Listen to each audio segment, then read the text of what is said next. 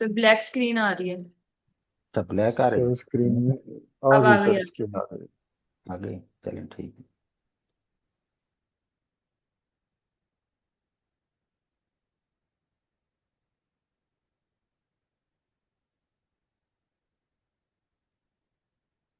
अच्छा, कल हमने थोड़ा सा इंट्रोडक्शन लिया था कि एनएलपी क्या होती है, उसकी क्या एप्लीकेशंस हैं, और उसकी अ, दो कंपोनेंट्स को हमने डिस्कस किया था। एक तो एनएलपी पाइपलाइन, मतलब अगर आप एनएलपी को अपनी एप्लीकेशंस में या एआई में इस्तेमाल करना चाहते हैं तो आपको क्या कुछ करना पड़ता है, एक पाइपलाइन में से गुजरना पड़ता है। ठीक है। तो लैंग्वेज का जो भी कंटेंट है वो टेक्स्ट में हो या किसी और मोड में हो, उसको आप एक पाइपलाइन से गुजार कर फिर उसको समझने की कोशिश करते हैं और फिर एआई में इस्तेमाल करते हैं। दूसरी चीज रिप्रेजेंटेशंस थी कि आप वर्ड्स को रिप्रेजेंट कैसे करते हैं, जिनको हमने एम्बेडिंग्स कहा था। तो आज हम जो है वो फॉर्मली जो चैप्टर का कंटेंट है वो डिस्कस करने जा रहे हैं। ये जो चीजें कल हमने डिस्कस की थी ये चैप्टर में नहीं है। ठीक है, ये जस्ट एक बैकग्राउंड और एक इंट्रोडक्शन मैंने दिया था कि एक्चुअली एनएलपी क्या है और कहाँ पर इस्तेमाल होती है। आज हम इसको फर्दर देखते हैं। ठीक है। और तो फिर ये जो पहली स्लाइड्स हैं, चंद चीजें वही हैं जो मैं कल डिस्कस कर रहा था, तो इनको मैं स्किप करता हूँ। तो यहाँ से स्टार्ट लेंगे।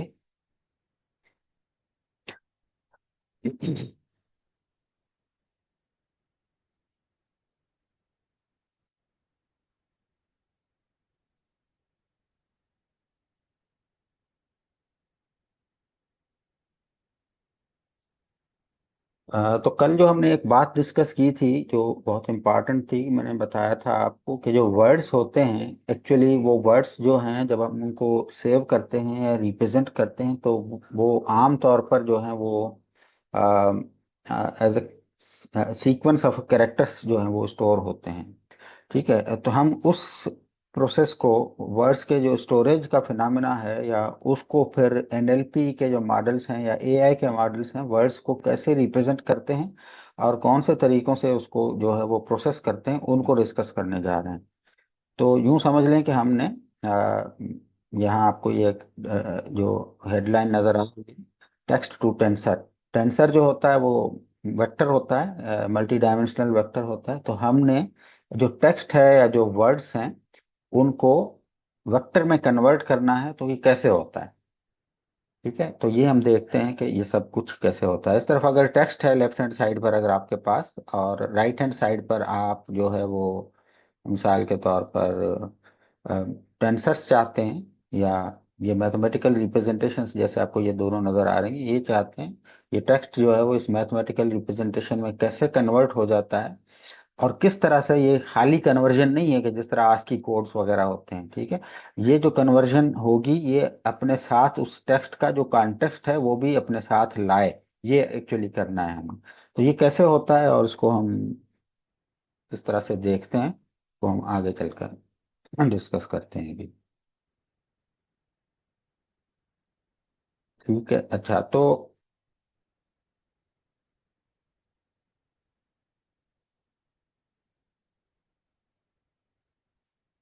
आमतौर पर जो लैंग्वेजेस का जो कंटेंट होता है जिसको हम प्रोग्रामिंग लैंग्वेजेस में स्ट्रिंग के तौर पर डील करते हैं, ये स्ट्रिंग आमतौर पर आस्की या फिर यूनिकोड वैल्यूज के तौर पर स्टोर होती है। ठीक है ना, हमारे पास आस्की कोड्स होते हैं और यूनिकोड कोड्स होते हैं। तो हमारी आमतौर पर जो रिप्रेजेंटेशंस होती हैं वो आस्की या यूनिकोड में होती हैं। अच्छा, मिसाल के तौर पर एक वर्ड है लिसन।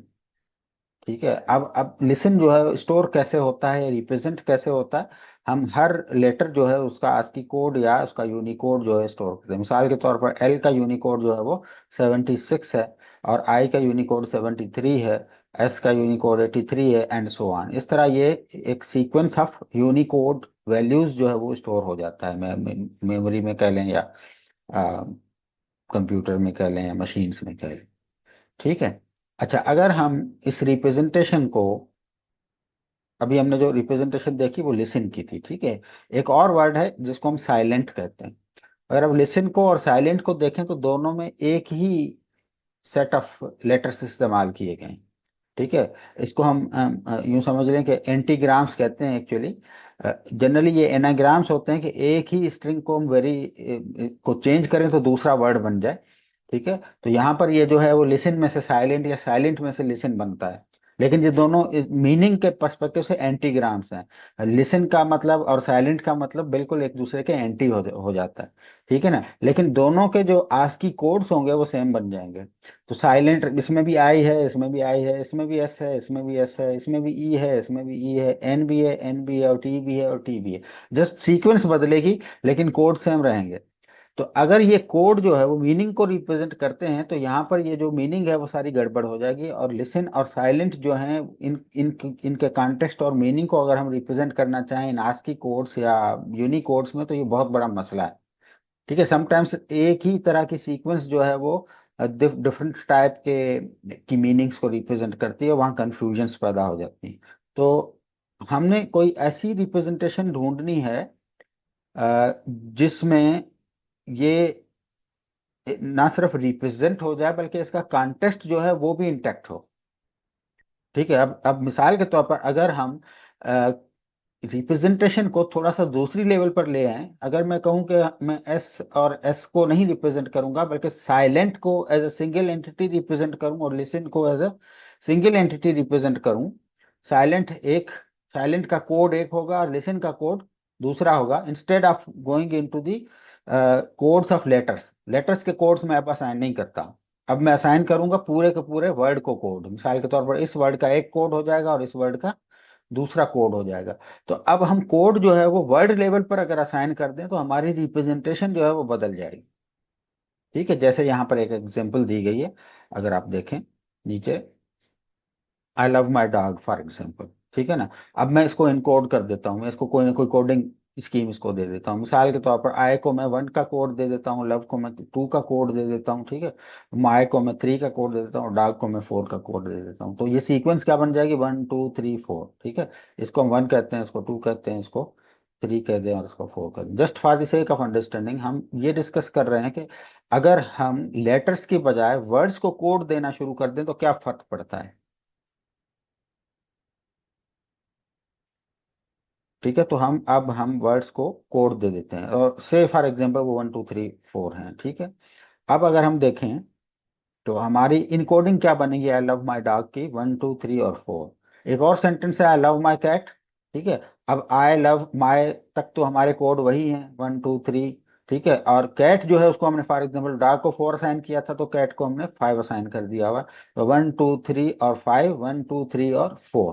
ठीक है। तो अब 1 2 और 3 तक तो पूरा सेंटेंस एग्जैक्टली सेम तरह से कवर हो रहा है और हम कह सकते हैं कि 1 2 3 और नीचे तक 1 2 3 तक ये सेम सेंटेंस है। उसके बाद 4 और 5 का जो डिफरेंस आ रहा है, ठीक है, उसको हम फिर कंपेयर करके कह सकते हैं कि हाँ ये थोड़ा सा सेंटेंस जो है वो दूसरे से डिफरेंट है।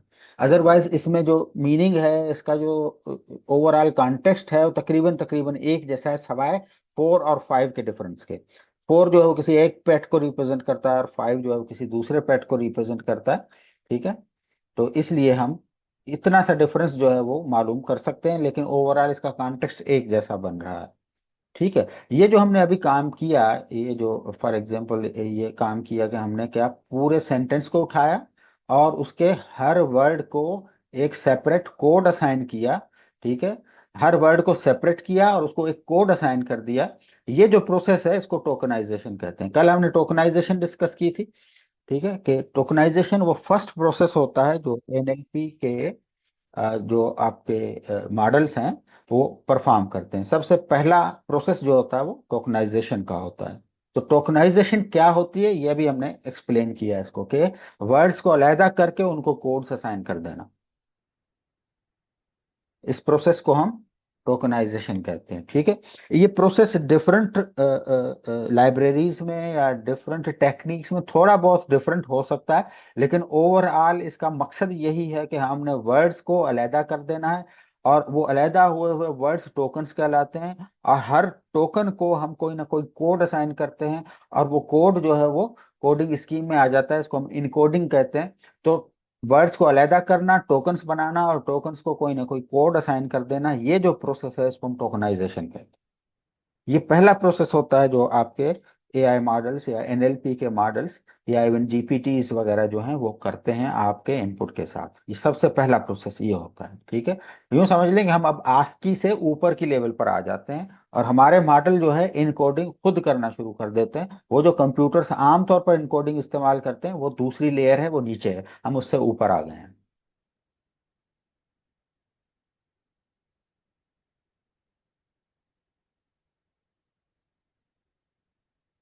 ठीक है, तो ये जस्ट वही चीज है जो रिपीट हुई है, अभी मैंने डिस्कस की थी पीछे, एंटीग्राम वाली बात थी।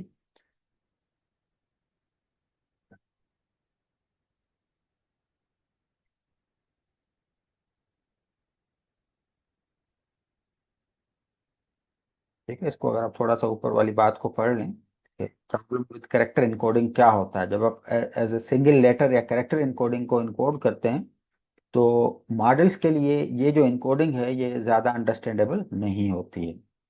ठीक है, तो जहाँ अगर आप यहाँ से देखें, to train a model to understand text we must decompose language into numbers. ठीक है, encoding individual letters strips away semantic meaning. Letters को जब आप इनकोड करते हैं तो ओवरऑल सेमेंटिक्स या जो मीनिंग होती है उस पर अफेक्ट पड़ता है, वो खराब हो जाती है।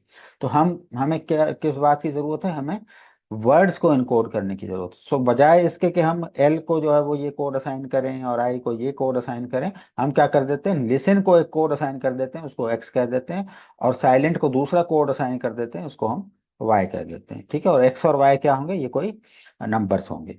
तो यूं समझ लें कि हमने अब इस टोकनाइजेशन के प्रोसेस में ये काम करना होता है।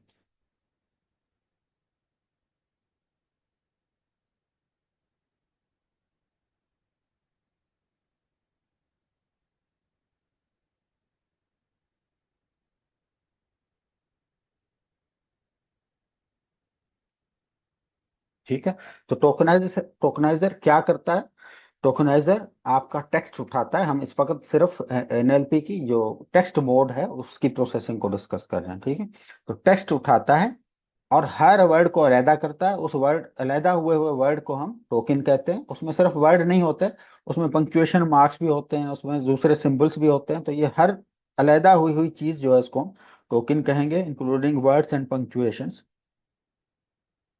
ठीक है, उसके बाद टोकनाइजर क्या करता है, अलहदा करने के बाद हर टोकन को एक कोड असाइन कर देता है।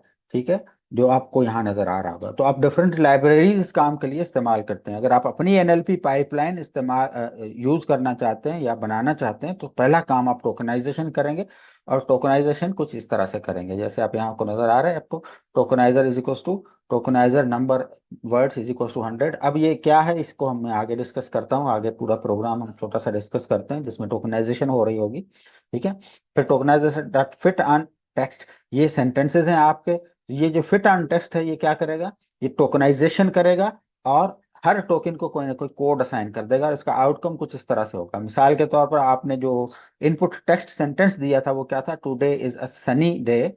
ठीक है, तो या today is a rainy day, इस तरह आपने कुछ इंफॉर्मेशन दे दी थी। तो इसने हर वर्ड को अलहदा किया, उसको कोई ना कोई कोड असाइन कर दिया। जैसे टुडे को 1 कर दिया, इज को 2 कर दिया, आ को 3 कर दिया, सनी को 4 कर दिया, डे को 5 कर दिया। ठीक है, तो ये तरीकेकार होगा जब भी आप एनएलपी का जो पहला प्रोसेस है वो अब आप स्टार्ट करेंगे। तो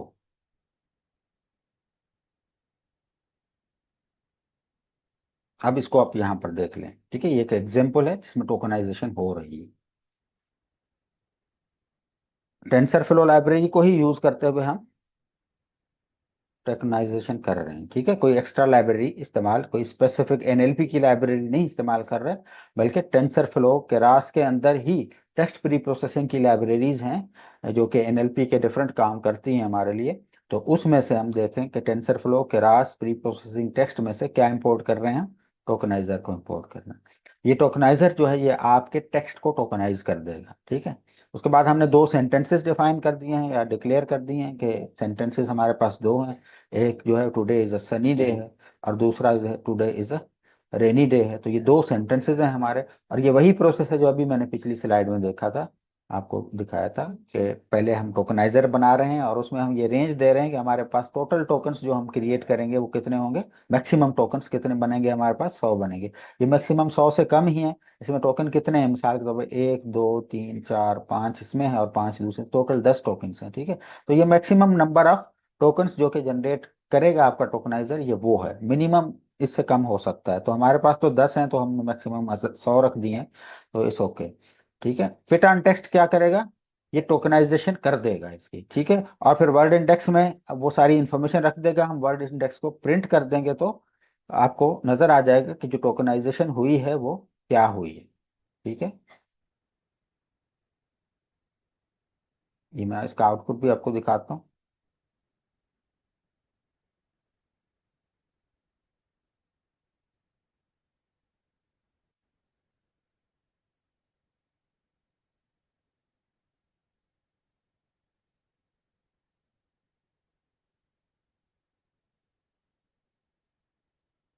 ठीक है, ये सेम प्रोग्राम है, विद आउटपुट है।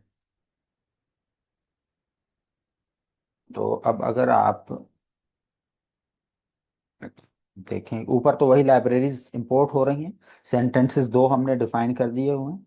ठीक है, ये पहली लाइन जो है इसमें हम मैक्सिमम नंबर ऑफ टोकन्स जितने जनरेट हम कर सकेंगे, मैक्सिमम करेंगे, उसकी कुछ कॉन्फ़िगरेशन बताई है। तो ये टोकनाइजर का एक ऑब्जेक्ट हमने क्रिएट कर दिया जिसमें हमें बता दिया कि ये टोकनाइजर मैक्सिमम 100 टोकन्स जनरेट करेगा। ठीक है, फिर tokeniser dot fit on text जो है, फिट ऑन टेक्स्ट टोकनाइजेशन करेगा, और उसमें हमने सेंटेंसेस दे दिए, ये दोनों सेंटेंसेस जो अभी हमने ऊपर डिस्कस किए थे, ये और ये सेंटेंस। ठीक है, ये सेंटेंसेस जो है वो यहाँ पर इनपुट हो गए हैं इसमें। ठीक है, इसका आउटकम क्या होगा, ये फिट ऑन टेक्स्ट क्या करेगा, ये टोकनाइजेशन कर देगा। इस टोकनाइजेशन की इंफॉर्मेशन को फिर टोकनाइजर डॉट वर्ड इंडेक्स से उठाकर अपने वर्ड इंडेक्स अपने वेरिएबल में रख रहे हैं और उसको प्रिंट कर रहे हैं। तो ये जो प्रिंट हुआ है, ये देख लें क्या हुआ, ये टोकनाइजेशन होने के बाद जो रिजल्ट है वो प्रिंट हुआ है। रिजल्ट क्या प्रिंट हुआ है, देखें, टुडे, इसकी वैल्यू क्या हो गई है, 1। तो टुडे का जो कोड क्या मिला है, असाइन हुआ है 1। इसको कोड क्या असाइन हुआ है, 2। ठीक है, अग कोड क्या असाइन हुआ है, 3। डे को क्या असाइन हुआ है, 4। ठीक है, सनी को क्या असाइन हुआ है, 5। और रेनी को क्या असाइन हुआ है, 6। तो यूं समझ लें कि टुडे यहाँ पर भी है, यहाँ पर भी है, तो दोनों सेंटेंसेस में टुडे को सेम कोड ही असाइन हुआ है और एक ही टुडे है आपके पास यहाँ पर।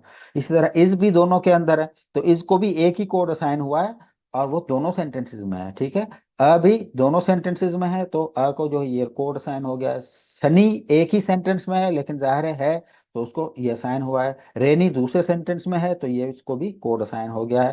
ठीक है, और डे दोनों में है तो इसको भी ये कोड असाइन हो गया है और एक दफा ही आया है। ठीक है, तो यूं समझ लें कि आपकी ये जो नंबर ऑफ सेंटेंसेस या डॉक्यूमेंट है, इसमें जो भी वोकेबलरी इस्तेमाल हुई है, वोकेबलरी मतलब कि जो यूनिक वर्ड्स इस्तेमाल हुए हैं इसके अंदर, हर यूनिक वर्ड को या हर यूनिक टोकन को एक कोड असाइन हो जाएगा। तो ये टोकनाइजेशन ये काम करती है। तो अब हमारे पास ये दो सेंटेंसेस की जो टोकनाइजेशन हुई है बाय यूजिंग केरास लाइब्रेरी हमने की है, इसका जो आउटकम है हमारे पास ये आपको नजर आ रहा है।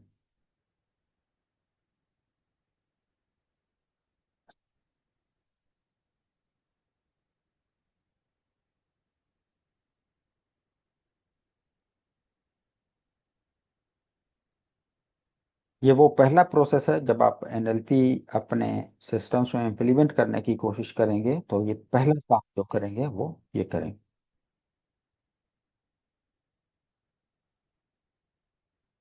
इसको हम टोकनाइजेशन कहते हैं।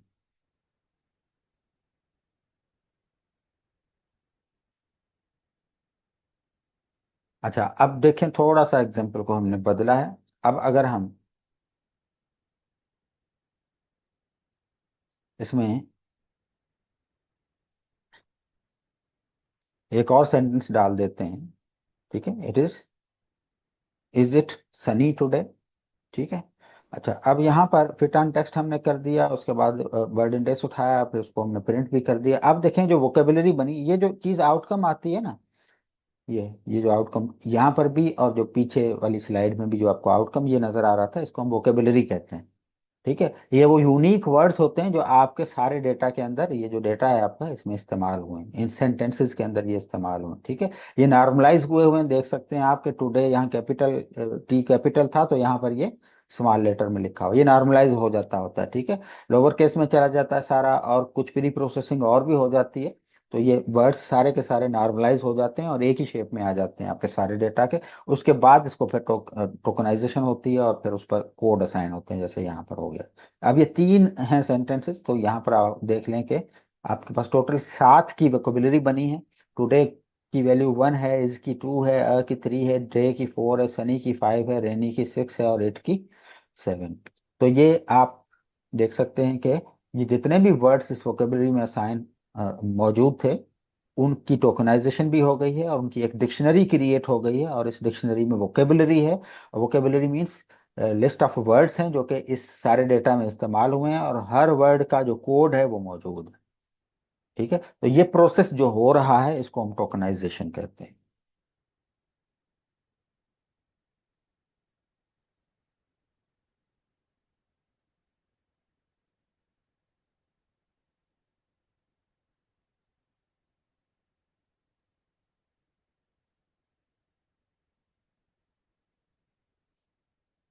ठीक है, अच्छा, पहला काम तो हमने क्या करना होता है कि जो आपके पास डेटा है उस डेटा को टोकनाइज करना होता है, जो कि यहाँ हुआ, अभी हमने देखा था।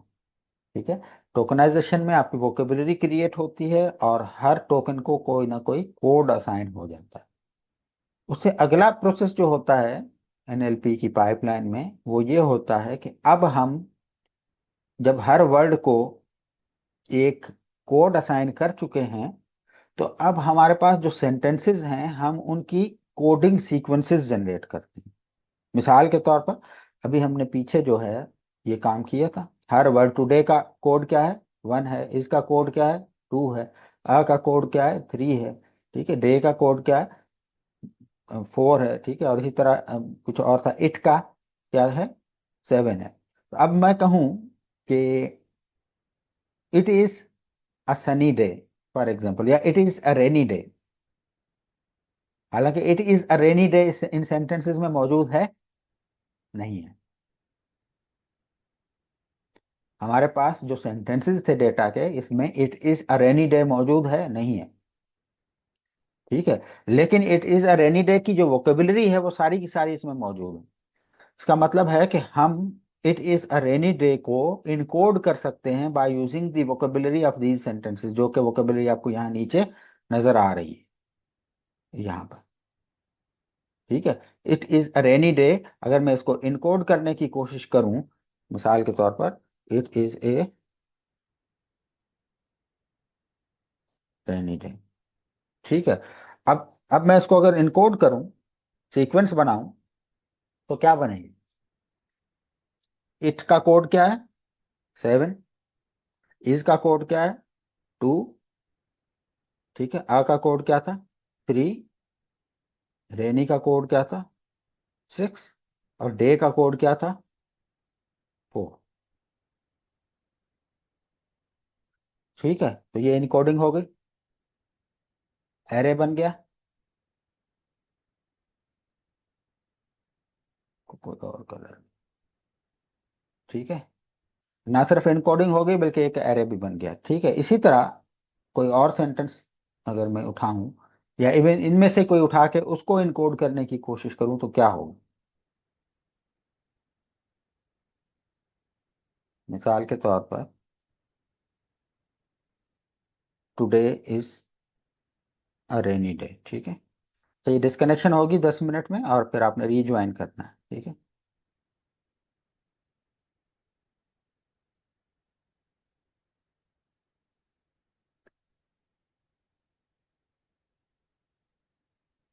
Today is a sunny day, इसको अगर मैं इनकोड करूं तो क्या बनेगा? टुडे का क्या था, 1, इज का क्या था, 2, अ का क्या था कोड, 3, एंड सनी का क्या था, 5, और डे का क्या था, 4। ठीक है, ये देख रहे हैं आपके सेंटेंसेस जो हैं वो इनकोड हो रहे हैं। टोकनाइजेशन के बाद हम सेंटेंसेस को इनकोड करते हैं। टोकनाइजेशन में वर्ड्स इनकोड होते हैं, ठीक है, और फिर उन वर्ड्स की जो सीक्वेंस है उसको उठाकर हम वहां पर उनकी न्यूमेरिक कोड्स जो है वो रख देते हैं। तो पहले ऊपर वाला जो टेक्स्ट है, it is a rainy day, वो 7 2 3 6 और 4 बन जाएगा, और today is a sunny day 1 2 3 5 और 4 बन जाएगा। तो ये जो सीक्वेंसेस हैं, ये सीक्वेंस हो गई और ये जो सीक्वेंस हो गई, ठीक है, ये क्या है, इनको हम सेंटेंस सीक्वेंसेस कहेंगे। ठीक है, जैसे आपको यहाँ नजर आ रही, यहाँ नजर आ रही है इसमें, today is a sunny day, today is a rainy day. तो ये 1 2 3 4 5, 1 2 3 6 और 5, ये जो कोड्स वहाँ असाइन हुए थे हमें पिछली स्लाइड में, उनको देखते हुए हमने ये सीक्वेंसेस जनरेट की। टोकनाइजेशन पहला प्रोसेस, सीक्वेंस जनरेशन दूसरा प्रोसेस। इन सीक्वेंसेस को आप एरेज कह सकते हैं या इन सीक्वेंसेस को आप वेक्टर्स कह सकते हैं इस वक्त, ठीक है, ये वेक्टर्स हैं, मल्टी डायमेंशनल नहीं है, वन डायमेंशनल है, लेकिन ये वेक्टर्स हैं। ठीक है, तो ये जो दो वेक्टर्स आपको यहाँ पर नजर आ रहे हैं या दो एरेज आपको नजर आ रहे हैं, ये एक्चुअली इनकोडिंग है ऊपर वाले दो सेंटेंसेस की।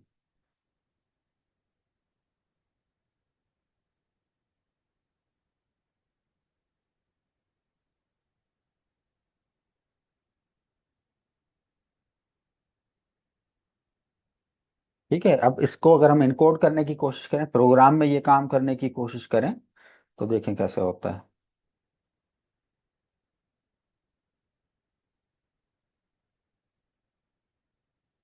ठीक है, ये आपके सेंटेंसेस थे, 3 सेंटेंसेस थे, इनको आपने यहाँ पर टोकनाइजेशन कर ली, ठीक है, और इसकी इंफॉर्मेशन उठा ली, इंफॉर्मेशन को प्रिंट कर दिया, तो ये वाली इंफॉर्मेशन प्रिंट हो गई। ठीक, ये आपकी टोकनाइजेशन हो गई। उसके बाद आपने सीक्वेंसेस जनरेट करनी है, अगला स्टेप क्या है, सीक्वेंसेस को जनरेट करना।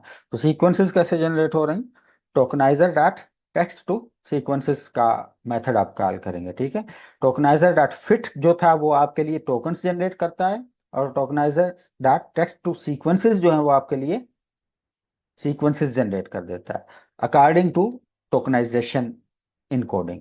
जो टोकनाइजेशन पर आपने कोड्स असाइन किए थे या आपके मॉडल ने असाइन कर दिए थे, केरास ने कर दिए थे, उनको देखते हुए अब सीक्वेंसेस जनरेट हो जाएंगी। ठीक है, अब देखें कि तीनों सेंटेंसेस जो ऊपर वाले हैं उनकी जो सीक्वेंसेस नीचे जनरेट हुई हैं वो कौन कौन सी हैं। ऊपर वोकेबुलरी या टोकनाइजेशन आपको नजर आ रही है और नीचे आपको सीक्वेंसेस जनरेट हुई हुई नजर आ रही हैं। तो ये जो 3 सीक्वेंसेस हैं, ये तीनों सीक्वेंसेस इन 3 सेंटेंसेस की हैं। ये पहले वाले की है, ठीक है, और ये दूसरे वाले की है, और ये तीसरे वाले की। तो अब जो टेक्स्ट था उसको हमने एनएलपी की दो टेक्निक्स अप्लाई करते हुए, पहली टोकनाइजेशन और दूसरी सीक्वेंस जनरेशन, इन दोनों टेक्निक्स को अप्लाई करते हुए हमने इनकोडिंग कर दी और सीक्वेंसेस जनरेट कर दी। अब हमारे पास ये जो सीक्वेंसेस या एरेज या वेक्टर्स हैं, ये वेक्टर रिप्रेजेंटेशंस ऑफ सेंटेंसेस हैं।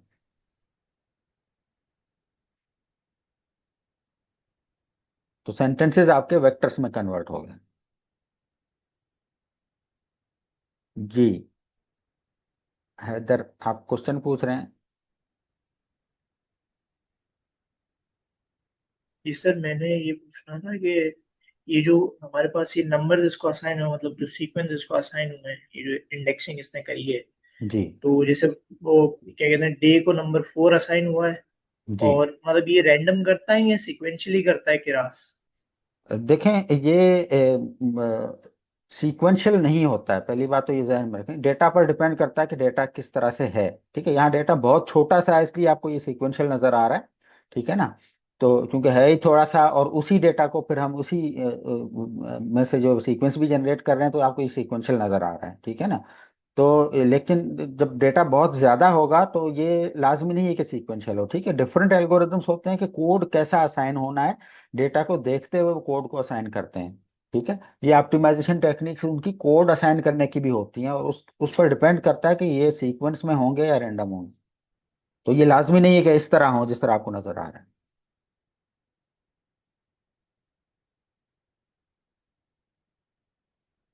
ठीक है। तो इवन ये सीक्वेंशियल हैं भी तो उससे हमें कोई फर्क नहीं पड़ता, ये हमारा मसला नहीं है, अनटिल अनलेस कि हम टोकनाइजेशन का अपना एल्गोरिदम बना रहे हैं तो वहाँ के इश्यूज को डिस्कस कर रहे हैं। अदरवाइज अगर हम कोई बना बनाया एल्गोरिदम यूज कर रहे हैं, वो सीक्वेंसेस में जनरेट करे या रेंडमली जनरेट करे, ये हमारा इशू नहीं है। हमें कोड चाहिए ताकि हम अपने एआई के मॉडल्स को ये वेक्टर्स इनपुट के तौर पर दे सकें ताकि वो इसको फर्दर प्रोसेस करें। ठीक है, ये जहन में रखें। हमने पीछे जब इमेज प्रोसेसिंग भी की थी तो इमेजेस को तो जाहिर है हमारे मॉडल नहीं रीड कर सकते ना, हमने इमेज के इक्विवेलेंट 2 डायमेंशनल एरे बनाए थे, फिर उनको फ्लैट करके 1 डायमेंशनल एरे बना के फिर उसको इनपुट दिया था ना, अगर आपको याद हो तो। इसी तरह यहाँ पर भी हमें इनकोडिंग करके जो टेक्स्ट वगैरह है उसको हम इस तरह के मैथमेटिकल रिप्रेजेंटेशंस में लाएंगे। लेकिन यहाँ मसला ये है कि वहां पर तो इमेज था, सिंपल था, सीधा था, वो इमेज को हमने कन्वर्ट कर दिया 2 डायमेंशनल एरे में। लेकिन यहाँ पर ये जो सेंटेंस है इसका कॉन्टेक्स्ट भी है, ये खाली सेंटेंस नहीं है, इसके मतलब भी हैं, इसकी मीनिंग भी है, इसकी सीक्वेंस भी है, ये सब चीजें इंपॉर्टेंट हैं। तो यहाँ के इश्यूज कुछ डिफरेंट टाइप के हैं।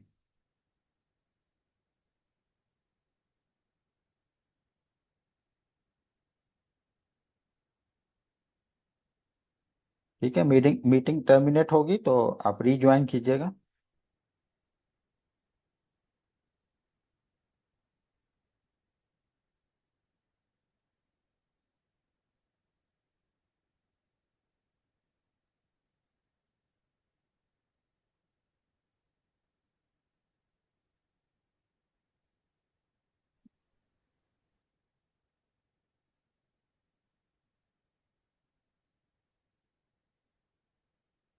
ठीक है, तो दो काम जो हमने अभी डिस्कस किए कि एनएलपी में पहला काम टोकनाइजेशन, उसके लिए लाजमी नहीं कि हम यही लाइब्रेरी इस्तेमाल करें, बहुत सी लाइब्रेरीज हैं जो एनएलपी की स्पेसिफिक होती हैं। मिसाल के तौर पर एक स्पेसी कहलाती है, और एक जो है वो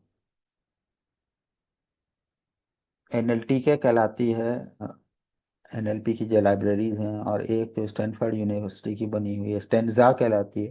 ये डिफरेंट लाइब्रेरीज हैं जिनको आप इस टोकनाइजेशन के लिए इस्तेमाल कर सकते हैं, या इवन एनएलपी की सारी पाइपलाइन इंप्लीमेंट करने के लिए इस्तेमाल कर सकते हैं। तो पहला काम टोकनाइजेशन, दूसरा काम सीक्वेंस जनरेशन।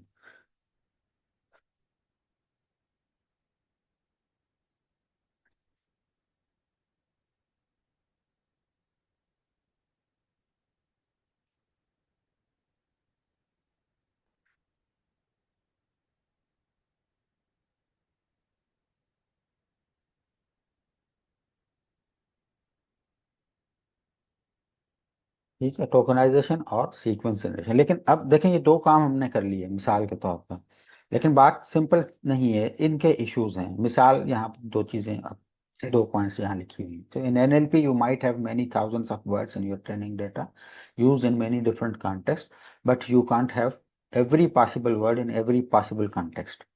अब जाहिर है डेटा आपका जो है वो हर चीज को तो कवर नहीं करता होता, ठीक है ना। हर वर्ड उसके अंदर आ जाए और हर हर सीक्वेंस ऑफ सेंटेंसेस, हर टाइप का सेंटेंस उसमें आ जाए, ये हो नहीं सकता। मिसाल के तौर पर जैसा अभी हमने पीछे देखा, ठीक है, ये 3 सेंटेंसेस हैं। इट इज सनी टुडे, लेकिन अगर मैं कहूँ इट इज रेनी टुडे, अब इट इज रेनी टुडे तो इस डेटा में तो मौजूद नहीं था।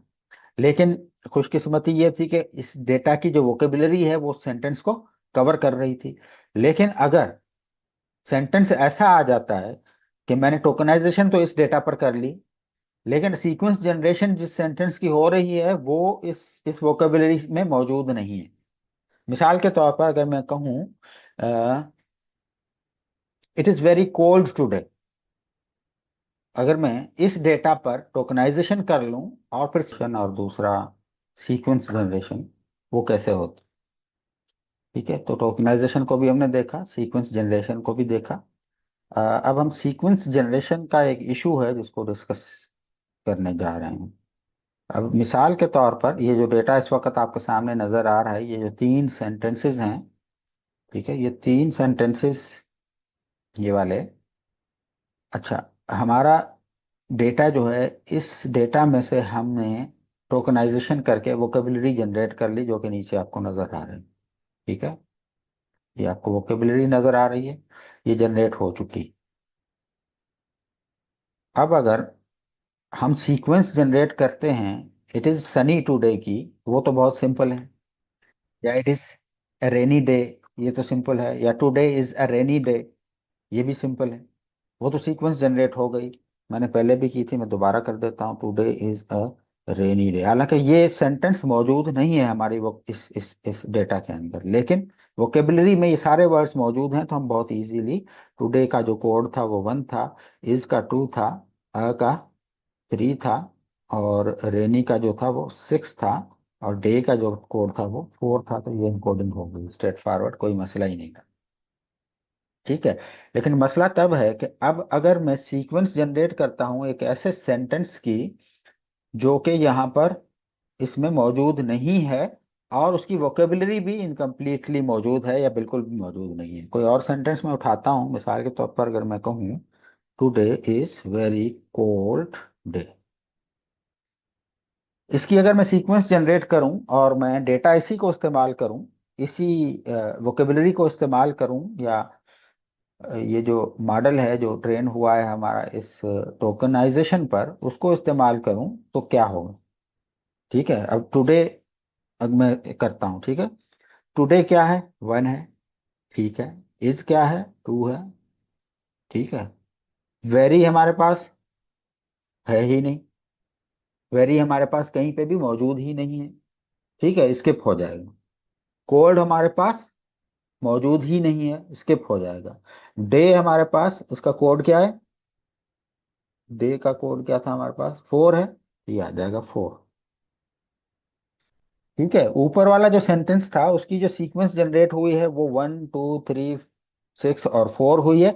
और इस सीक्वेंस में से अगर हम दोबारा जनरेट करें सेंटेंस को, तो सेंटेंस जनरेट हो जाएगा। लेकिन नीचे वाली जो सीक्वेंस हमारी जनरेट हुई है, इसमें से अगर मैं रिवर्स करूं इसको, तो क्या मिलेगा मुझे, टुडे इज डे। वो जो वोकेबलरी से आउट थे वो चीजें गुम हो गई, उसको ये इनकोड नहीं कर पाया। जब वो इनकोड नहीं होगा तो आपका सारा कॉन्टेक्स्ट गड़बड़ हो जाएगा और चीजें मिस हो जाएंगी। ठीक है, ये एक इशू है। यही इशू हम अगली स्लाइड में, अगले प्रोग्राम में डिस्कस करते हैं।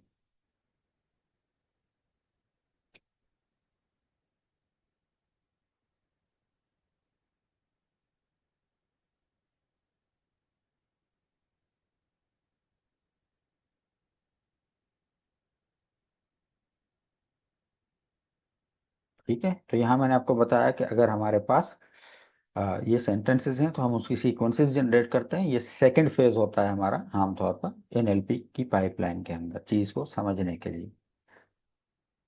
ठीक है, ये हमने सीक्वेंसेस भी जनरेट की थी।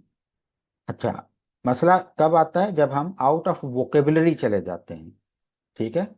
तो हमारा जो अगर नेटवर्क है या हमारा जो मॉडल है, उसको ऐसा सेंटेंस मिल जाता है जिसके अंदर ऐसे वर्ड्स मौजूद हैं जो आपकी वोकेबलरी में नहीं है, जो आपका टोकनाइजर उसको नहीं देख चुका, पहले उसको नहीं पता कि ये भी कोई वर्ड्स होते हैं, तो उसके कोई कोड जनरेट हुए हुए नहीं है आपके पास।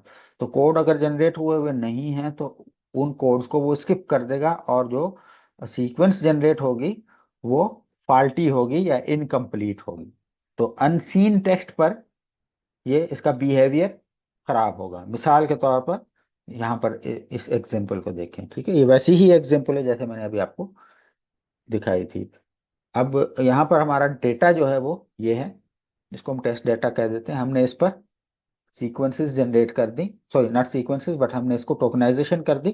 ठीक है, और टोकनाइजेशन को प्रिंट कर दिया, और फिर हमने इसकी सीक्वेंसेस भी जनरेट कर दी।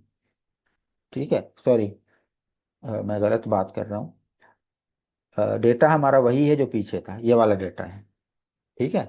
अब हम इस डेटा पर कुछ टेस्ट सेंटेंसेस जो हैं उनको, उनकी सीक्वेंसेस जनरेट करके देख रहे हैं। ठीक है, तो ये हमारा टेस्ट डेटा है। तो ये दो टेस्ट सेंटेंसेस हैं, today is a snowy day, will it be rainy tomorrow. तो ये दो ऐसे सेंटेंसेस हैं जिनमें कुछ ऐसी वोकेबलरी मौजूद है जो हमारे एक्चुअल डेटा में नहीं है। ठीक है, ये एक्चुअल डेटा हमारा, इसमें वो वाली वोकेबलरी कुछ ऐसी है, जैसे स्नोई नहीं है या टुमारो मेरे ख्याल में नहीं है या विल नहीं है। तो अब देखते हैं। ठीक है, पहले तो हमने वर्ड इंडेक्स को प्रिंट किया है। यहाँ पर अगर आप देखें, ये वर्ड इंडेक्स क्या प्रिंट कर रहा है, ये एग्जैक्टली वही चीज प्रिंट कर रहा है जो हमने यहाँ पर की थी। ठीक है, ये वर्ड इंडेक्स है, क्योंकि हम ये कंटिन्यूएशन में है प्रोग्राम। ठीक है, इस प्रोग्राम के नीचे वाला कोड वो है जो हम आप अब डिस्कस करें। तो ये हमारी कोड सीक्वेंस जनरेट हुई है, ये वाली, नॉट सीक्वेंस बट ये हमारी वोकेबुलरी जनरेट हुई है। ठीक है, तो ये वोकेबुलरी जो हमने प्रिंट कर दी, उसके बाद हमने सीक्वेंसेस जनरेट की हैं, किसकी, टेस्ट डेटा की। ठीक है, तो ये देखें टेस्ट डेटा जो है, इनकी जो सीक्वेंसेस हैं वो कैसे हो रही हैं। पहला जो है 1 2 3 4, सही है, today is a Sanoi day. अब देखें टुडे 1 है, ठीक है, इज 2 है, और सनोई है इसको नहीं मिला है तो इसने स्किप कर दिया है, और डे जो है वो 4 आपको नजर आ रहा है। ठीक है, टुडे इज अ डे। और दूसरे को अगर हम देखें, will it be rainy tomorrow, इसमें हमारे पास जो विल है वो है ही नहीं, स्किप हो गया। इट जो है वो भी नहीं है हमारी वोकेबुलरी में, स्किप हो गया। बी भी हमारी वोकेबुलरी में नहीं है, स्किप हो गया। रेनी हमारी वोकेबुलरी में है, उसका कोड 6 या 7 है मेरे ख्याल में, यहाँ नजर नहीं आ रहा है। ठीक है, कट गया है, लेकिन यहाँ इसका कोड 7 है, तो आपको ये नजर आ रहा है। ठीक है, और टुमारो जो है वो, टुमारो जो है वो शायद यहाँ पर, असल में ये इनकम्प्लीट डिस्प्ले हुआ है। मेरे ख्याल में रेनी और टुमारो, सर इट इट और रेनी मेरे ख्याल में मौजूद है। इट का 7 है और रेनी का शायद 6 है, कुछ इस तरह से आया है। ठीक है, इट और रेनी मौजूद है, तो इसलिए हमारे पास सिर्फ इट और रेनी का कोड आया है, बाकी सब चीजें स्किप हो गई। ठीक है, जब हम इसको स्वैप बैक करेंगे, इसका रीजनरेट करेंगे, तो हमारे पास टुडे इज अ डे और इट्स रेनी जो है वो जनरेट हो जाएगा, और कंप्लीट कॉन्टेक्स्ट जो है वो लास्ट हो जाएगा। ये एक इशू है, इसको डील करना पड़ता है। ठीक है, अच्छा, इस तरह के इशू को डील करने के लिए, अगर आपको याद हो, हमने पिछले चैप्टर्स में कुछ चीजें पढ़ी थी। जब डेटा इनकम्प्लीट होता है तो हम आगमेंटेशन करते हैं। ठीक है, डेटा आगमेंटेशन की टेक्निक्स इस्तेमाल करते हैं, लेकिन यहाँ पर इस तरह की आगमेंटेशन ऐसे नहीं करेंगे हम। ठीक है, इनकम्प्लीशन को इनकम्प्लीशन ही शो करते हुए हम इसके अंदर सीक्वेंस में रखेंगे। ठीक है, ताकि सीक्वेंस जो है ओवरऑल उसकी लेंथ जो है वो कंप्रोमाइज ना हो। यहाँ लेंथ भी कंप्रोमाइज हो गई है ना। ठीक है, अब आखिरी सेंटेंस अगर देखें, इतना बड़ा सेंटेंस था लेकिन उसके सिर्फ 2 वर्ड्स इनकोड हुए हैं, बाकी सब चीजें मिस हो गई।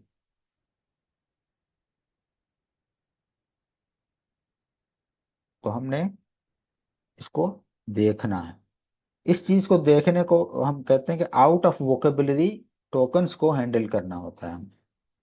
हमें आउट ऑफ वोकेबुलरी टोकन्स जो होते हैं उनको हैंडल करना है। ठीक है, अब जिसका कोड हमें नहीं मिल रहा था, या हमारी टोकनाइजेशन की लिस्ट में वर्ड मौजूद नहीं था, वो word out of vocabulary word कहलाता है।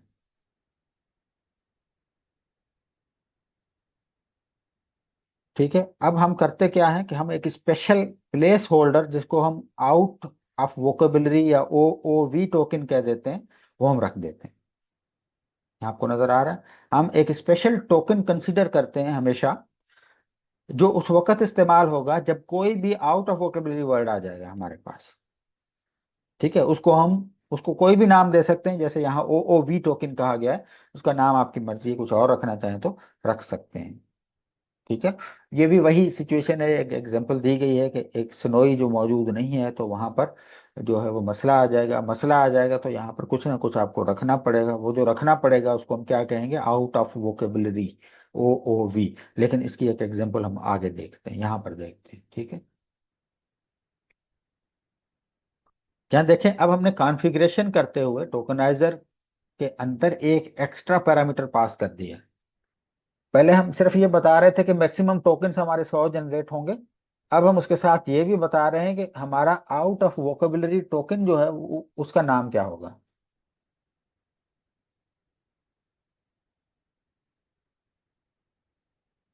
तो अब, सर, जी जी जी एक स्लाइड बैक कीजिएगा। जी। सर यहाँ पर हमारे पास एक वर्ड जो है वो मिसिंग है, उसकी जगह हमने ओ ओ वी दे दिया। अगर हमारे पास यहाँ पर मल्टीपल वर्ड्स हों तब तो हर वर्ड के लिए अलग अलग होगा। यही इशू हम आगे डिस्कस कर रहे हैं, ठीक है। यहाँ पर यही इशू है, देखिएगा। ठीक है। अब देखें, ये ओ ओ वी यूज करने के लिए आपको कॉन्फ़िगरेशन में बताना पड़ेगा कि जब टोकनाइजर किसी भी वर्ड को, सॉरी, जब टोकनाइजेशन हो उस वक्त एक स्पेशल टोकन बने, उसका नाम क्या होना चाहिए, ओ ओ वी होना चाहिए, और उसको भी कोड असाइन होना चाहिए। ठीक है।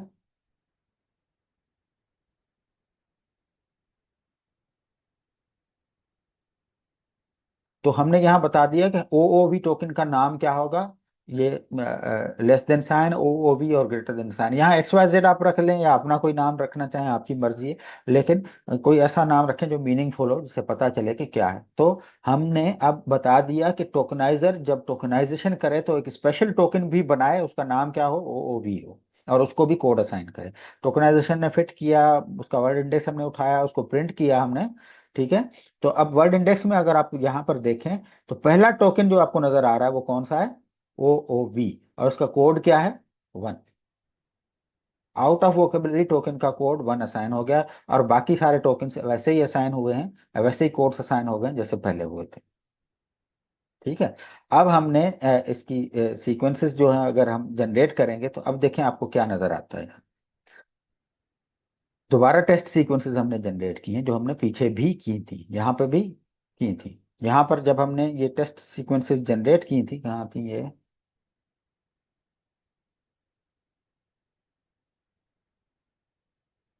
ये वाली। ठीक है। तो यहाँ पर आप देख रहे थे कि ये 1 2 3 4 हो गया था, और ये 7 और 6 हो गया था। ट्रंकेट हो गए थे, सेंटेंसेस छोटे हो गए थे, उसमें से चीजें मिस हो गई थी। अब क्या हुआ है, अब देखें, पहला जो था, पहला सेंटेंस क्या था आपके पास, पहला सेंटेंस क्या था, today is a snowy day. ये स्नोई हमारे पास था नहीं, ठीक है, लेकिन स्नोई की जगह पर यहाँ क्या आ गया, 1 आ गया। 1 क्या है, आउट ऑफ वोकेबुलरी। अब ये 1 ये यहाँ पर बता रहा है कि ये वर्ड जो है इसका टोकन मेरे पास नहीं है, इसलिए मैं इसको 1 रख रहा हूं। अब 1 क्या है, एक फिल इन दी ब्लैंक है। जब हमें डेटा में से कुछ मालूम हो जाएगा तो तब हम इसको फिल कर सकेंगे। या तो कोई डेटा आगमेंटेशन टेक्निक उठाएंगे, या इस 1 को एज इट इज रहने देंगे, और बाद में इस कॉन्टेक्स्ट को देख लेंगे कि यहाँ पर क्या होना चाहिए। तो हम अब वो प्लेस होल्डर मिस नहीं कर रहे। वो जो प्लेस होल्डर गुम हो गया था, सेंटेंस ही छोटा हो गया था, वो अब नहीं होगा। इसी तरह अगले सेंटेंस में अगर आप देखें, तो अगला सेंटेंस हमारा क्या था, will it be rainy tomorrow. जी जी। जी जी।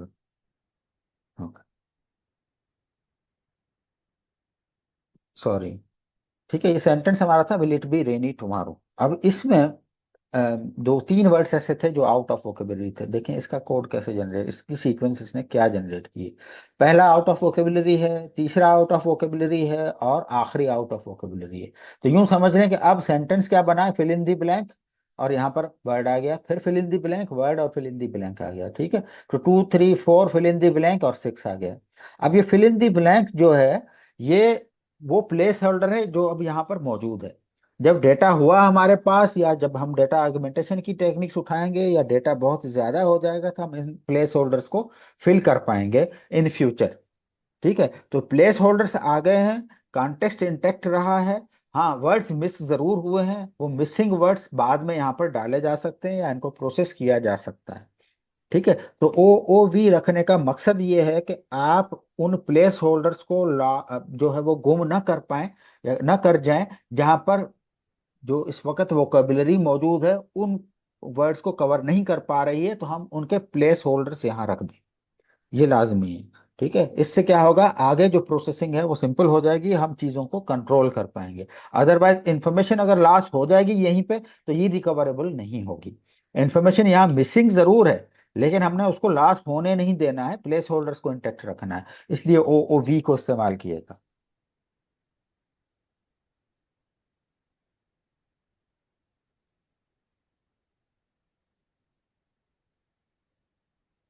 ठीक है, तो तीन चीजें हमने यहाँ अब तक डिस्कस की हैं। पहला, टोकनाइजेशन, ठीक है, पहला फेज। दूसरा फेज, सीक्वेंस जनरेशन। तीसरी चीज, सीक्वेंस जनरेशन के इश्यूज, जिनमें से एक इशू जो है वो हमने अभी डिस्कस किया कि हमारा हर टोकन जो भी है, अगर वो मौजूद नहीं भी है आपके पास वोकेबलरी में, तो भी उसका कोई ना कोई कोड जो है वो आपकी सीक्वेंस में होना चाहिए एज अ प्लेस होल्डर। तो उसको हमने ओ ओ वी, प्लेस होल्डर, उसका नाम रखा, और उसको भी कोड असाइन कर दिया। और वो कोड यहाँ पर वन था, ये वन हो या वट एवर, जो भी आपका मॉडल इस कोड को जनरेट करे, तो ये कोड जो है हर उस जगह पर इस्तेमाल होगा जहाँ जहाँ पर आपका वर्ड जो है वो वोकेबलरी से आउट हो रहा है। वोकेबलरी क्या है? वोकेबलरी वो लिस्ट ऑफ टोकन्स है जिस पर आप ट्रेनिंग कर चुके हैं, या जो आप जिस जिस जिन टोकन्स के लिए आप कोड जनरेट कर चुके हैं। ठीक है, तो अब हमने ये तीन बेसिक चीजें जो है वो देखी कि टोकनाइजेशन कैसे होती है और उसकी जरूरत क्या है टोकनाइजेशन की। ठीक है ना, जब हमारे पास ASCII या यूनिकोड्स मौजूद हैं तो फिर हम ये टोकनाइजेशन करके और इसको कोड्स जनरेट क्यों कर रहे हैं।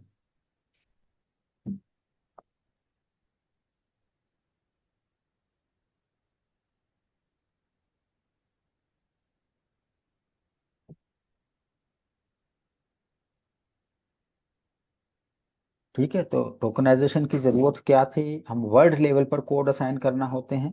ठीक है, और फिर टोकनाइजेशन के बाद सीक्वेंसेस जनरेट करने की जरूरत क्या थी? हमें वेक्टर्स चाहिए, हमें न्यूमेरिकल रिप्रेजेंटेशंस चाहिए सेंटेंसेस की, ताकि हमारे मॉडल्स जो हैं वो उनको समझ पाएं न्यूमेरिक्स में रहते हुए। ठीक है, हमें मैथमेटिक्स ही करनी होती है यहाँ पे भी, तो हमें न्यूमेरिकल रिप्रेजेंटेशंस ऑफ सेंटेंसेस चाहिए, इसलिए हमने सीक्वेंसेस जनरेट की। अब न्यूमेरिकल रिप्रेजेंटेशंस में इंफॉर्मेशन मिस ना हो या उसके प्लेस होल्डर्स मिस ना हो, इसके लिए हमने आउट ऑफ वोकेबलरी टोकन को इस्तेमाल किया।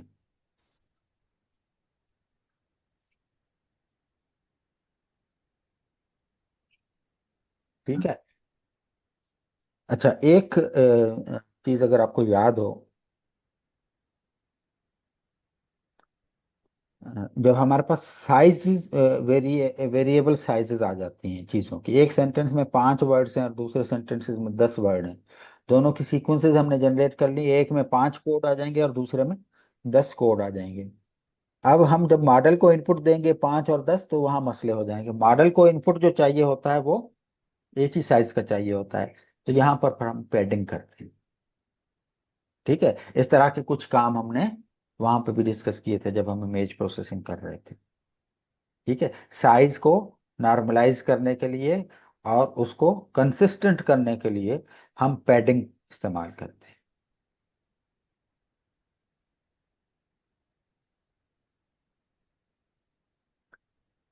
ठीक है, इसको हम ज़्यादा नहीं डिस्कस करते, लेकिन थोड़ा सा हम इसको करते हैं, उसके बाद फिर हम एंड कर देते हैं।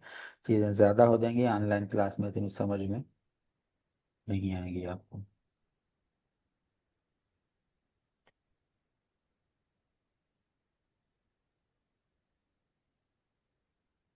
ठीक है, हमें सारा डेटा एक ही शेप में चाहिए होता है। पहला रीजन पैडिंग का शेप हमारा सेम होना चाहिए, साइज हमारी सेम होनी चाहिए। ये हमने इमेजेस के साथ भी देखा था, उनको रीफॉर्मेट करके एक ही विड्थ और एक ही हाइट के कर दिए थे ना हमने, 18 बाय 18 कर रहे थे या 28 बाय 28 कर रहे थे, चाहे वो जैसा भी हो, लेकिन हमने उसको 28 बाय 28 साइज का कर दिया था। तो इसी तरह यहाँ पर भी हमें कुछ इस तरह का काम करना पड़ता है, लेकिन विदाउट लूजिंग द इंफॉर्मेशन। ठीक है, तो टेक्स्ट के साथ हम यही इशू फेस करते हैं। तो टोकनाइजेशन होने के बाद जब सीक्वेंसेस जनरेट होती हैं तो सीक्वेंसेस की साइजेस डिफरेंट हो जाती हैं, लेंथ्स डिफरेंट हो जाती हैं, तो हमें उसको एक जैसा शेप बनाने के लिए हम क्या करते हैं, फिर पैडिंग को इस्तेमाल करते हैं।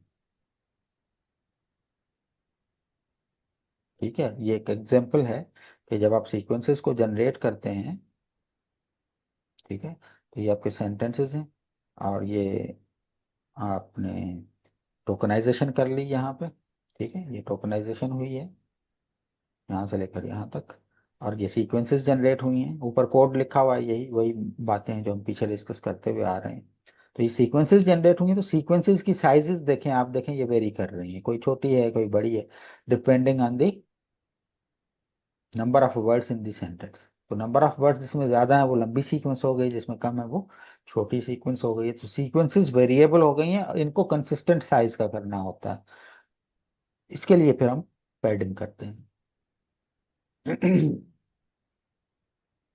ठीक है, पैडिंग के लिए भी आपके पास जो लाइब्रेरीज हम एनएलपी की इस्तेमाल करते हैं उसके अंदर मेथड्स मौजूद हैं जो आपके लिए पैडिंग कर देंगे। जैसे यहाँ आपको नजर आ रहा है। ठीक है, ये एक सीक्वेंस जनरेट हुई है और पैडिंग भी हो चुकी है इसमें। ठीक है, इसमें प्री पैडिंग होगी। देख रहे हैं कि शुरू शुरू में क्या इनपुट हो गया, इंसर्ट हो गया, जीरोस इंसर्ट हो गए हैं। ठीक है, प्री पैडिंग में क्या होता है कि शुरू में, सेंटेंस के शुरू में जो है वो पैडिंग हो जाती है और वो वैल्यूज जिनको हम नल वैल्यूज कहते हैं वो हम इंसर्ट कर देते हैं। यहाँ पर वो जीरो समझ लें कि यहाँ पर आ गई, तो ये प्री पैडिंग हो गई है। और सेंटेंस जो सबसे बड़ा सेंटेंस था, सारे सेंटेंसेस उस साइज में आ गए। सबसे बड़ा सेंटेंस की साइज क्या थी, 1 2 3 4 5 6 7 8 थी।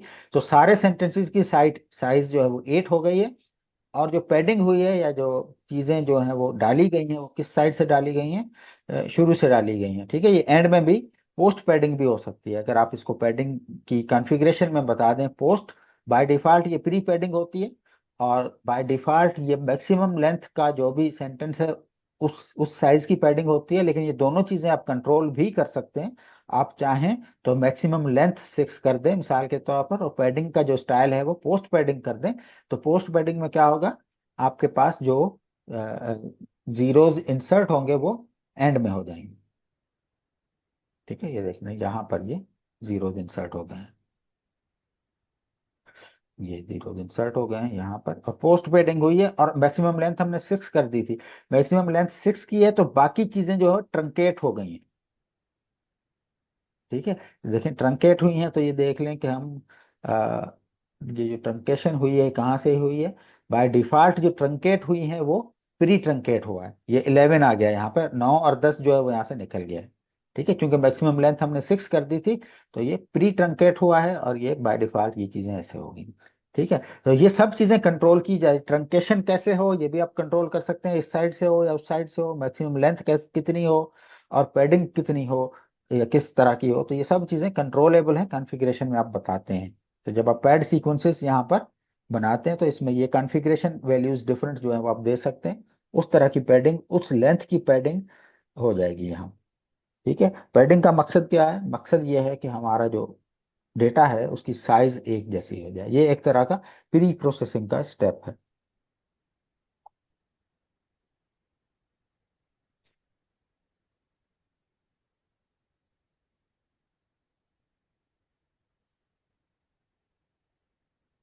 ठीक है, इसको अब यहीं पे हम ऐड करते हैं।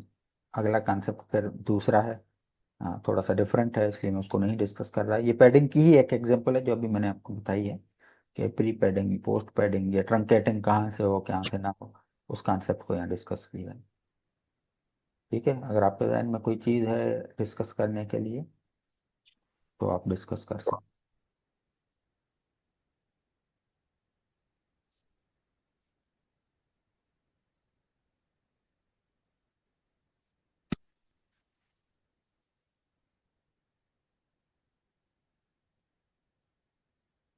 एक क्वेश्चन है यहाँ पे, सेंटेंस में हमने डे को 4 असाइन किया। ठीक है, और सनी क्यों डे से पहले कोड असाइन किया है। इससे कोई फर्क नहीं पड़ता। देखें सीक्वेंस जो आपके सेंटेंस में बन रही है वो सीक्वेंस जो है वो किसी कोड को पहले या बाद में रखा जा सकता है। वो कोई लाजमी नहीं है कि सीक्वेंस हो। वो जो सीक्वेंसेस हैं ये सीक्वेंसेस ऑफ कोड्स हैं, सीक्वेंसेस ऑफ नंबर्स नहीं है कि 1 के बाद 2 आएगा, 2 के बाद 3 आएगा। ठीक है ना, अगर मैं कहूँ कि दिस इज अ कैट, तो दिस को मैंने अगर 1 असाइन किया है, तो अगर मैं इज दिस अ कैट तो अब क्या हो जाएगा, ये 2 1 आ जाएगा। पहले ये 1 2 था तो ये 2 1 हो जाएगा फिर जब सीक्वेंस जनरेट होगी। तो जो कोड हैं, वर्ड्स को जो भी असाइन हुए हैं उनका कोई ताल्लुक नहीं है कि वो पहले आएंगे या बाद में आएंगे। डिपेंड करता है कि वो जिस वर्ड का कोड है वो सेंटेंस में किस जगह पर आ रहा है। तो 1 जो है लाजमी नहीं कि शुरू में आए, 1 जो है वो आखिर में भी आ सकता है। अगर this is a good cat और कैट जो है वो 1 है तो 1 जो है वो सबसे आखिर में ही आएगा सीक्वेंस जब जनरेट होगी। तो ये जस्ट नंबर्स हैं, ये कोई वो नहीं है कि हम नंबर्स को अपनी सीक्वेंसेस में रखें। तो ये कोड आगे पीछे होंगे, इससे कोई, इसका कोई कॉन्टेक्स्ट नहीं है। अच्छा, दूसरा क्वेश्चन है कि हम टेस्ट डेटा पे पहले टोकनाइजेशन करेंगे तो सीक्वेंस जनरेशन में इशू नहीं होगा।